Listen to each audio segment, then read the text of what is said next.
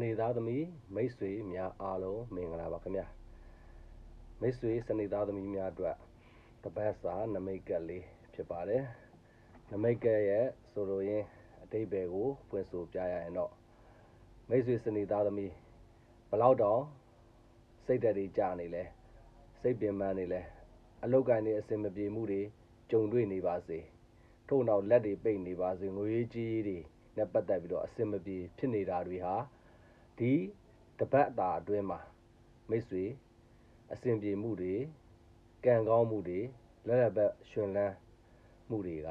တေချာပေါက်ဖြစ်လာပါလိမ့်မယ်မိမိတို့ရက်တန်ရမလို့ဖြစ်နေတဲ့လုပ်ငန်းတွေပြန်ပြီးတော့လည်ပတ်လာခြင်းဖြစ်ပါလိမ့်မယ်အချစ်ရေးနဲ့ပတ်သက်ပြီးတော့ပြက်ပြဲ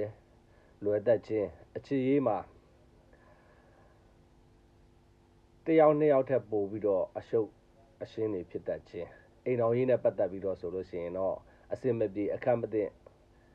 စိတ်တိုင်းမကြတာတွေဖြစ်ပေါ်ပြီးတော့ပြန်လည်တည်ငြိမ်လာခြင်းအေးချမ်းလာခြင်းဖြစ်တတ်ပါတယ်မိသားစုထဲမှာတော့ကျမ်းမာရေးတူအထူးဂရုပြုဖို့လိုပါတယ်ကျမ်းမာရေးကိစ္စကျိုးဆိုးဝါးကြုံတွေ့ရတတ်ပါတယ်စနေသားသမီးတင်ဟာအယောင်းဝင်နဲ့ပတ်သက်လို့ကောင်းနေတယ်ဆိုရင်ဒီထက်ပိုကောင်းမယ်ညံ့နေတယ်ဆိုရင်ဒီတစ်ပတ်တာမှာပို့ပြီးတော့ကောင်းမှုလက်လက်ပဲပွင့်လန်းမှုဖြစ်နေပါလိမ့်မယ်ငွေရမထင်မှတ်ပဲဝင်လာလိမ့်မယ်အလုံးရင်းနဲ့ရက်တတ်နေတဲ့ကိစ္စတွေလက်ပိတ်နေတဲ့ကိစ္စတွေဒီတစ်ပတ်တာမှာတည်ကြပေါင်းငွေရွှင်ပါလိမ့်မယ်တို့တော့အဆောက်အဦနဲ့ပတ်သက်တဲ့ကိစ္စတွေတိုးတန်လန်းဖြစ်နေတာတွေဆိုရင်လည်းပြန်လဲပြီးဆုံးတဲ့အထိပြုလုပ်နိုင်ခြင်းတွေကြုံတွေ့ရပါလိမ့်မယ်မင်္ဂလာကိစ္စတွေအလူကိစ္စတွေမှာလည်းအခက်အခဲမရှိပဲအနောက်ဆက်မရှိပဲအစဉ်ပြေချောမွေ့မှုတွေကြုံတွေ့ရပါလိမ့်မယ်မိတ်ဆွေအားစုဆရာကိစ္စတွေနော်ဖက်ဆက်ကိစ္စတွေနဲ့ပတ်သက်ပြီးတော့ပြုလုပ်တဲ့လူဆိုလို့ရှိရင်လည်းတေချာပေါင်း